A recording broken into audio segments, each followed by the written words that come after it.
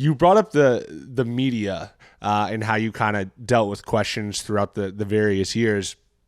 I want to talk a little bit about media narratives because whether we like it or not, and I think in a lot of cases we maybe don't like it, but they do kind of shape the perspective of players, for better or worse.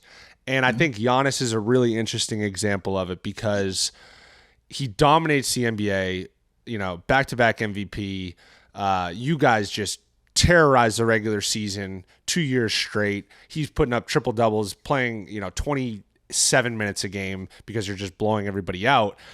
But there's still this narrative around him that he can't win, or he's not a winning player. He's not a championship player, which I think everybody who actually lines up against him doesn't actually believe that. But talking heads or whatever are like, oh, he can't get it done. He's not the best player on a championship team. He needs a better number two, all this stuff.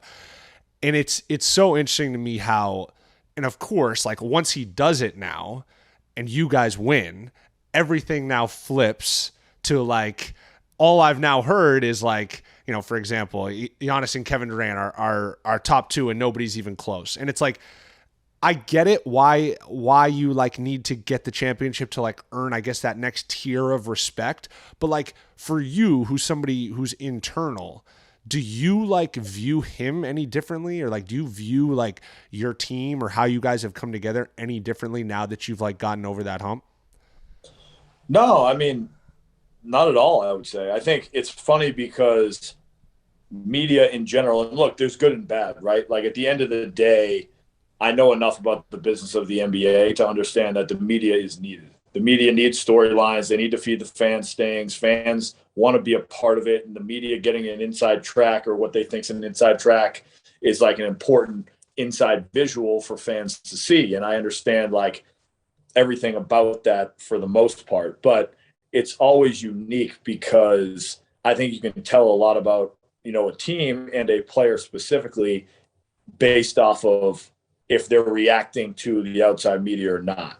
And Giannis has never been reactive to that.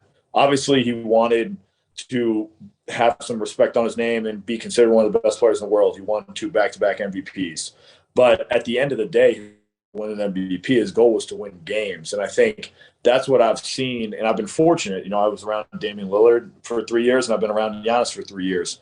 They're both unique in the sense of they don't let the media dictate what they do or don't do, or the accolades that they're trying to achieve. They're trying to win basketball games, and they're trying to do it in the best way they know how. For Dame, it's a little bit more on scoring and shooting and trying to be the guy that the other team has to stop. For Giannis, it's a little bit of an all-around everything. He knows he's got to score, but he knows he's got to pass to make his teammates better. He knows he's got to defend and defend multiple positions, and he does it at the highest of levels. And I would say after winning a championship, none of that's changed. He's still in the gym late at night shooting because he feels like he needs to work on shooting and become a better shooter. And I think his jump shots improved on the 3 years I've been here. It looks more fluid. It looks more smooth. He's been more confident shooting them.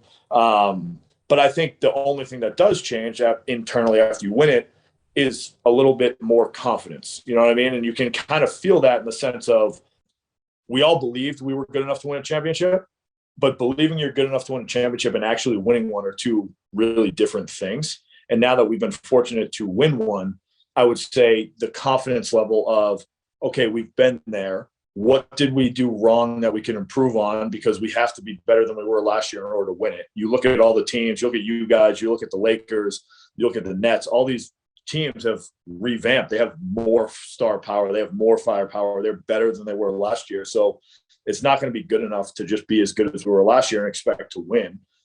So how do you improve? But knowing, hey, we've been there before. We've dealt with the media. We've dealt with adversity in these situations. And, we've stuck together through it all. And that's kind of what's kind of held us together as a core group, I would say.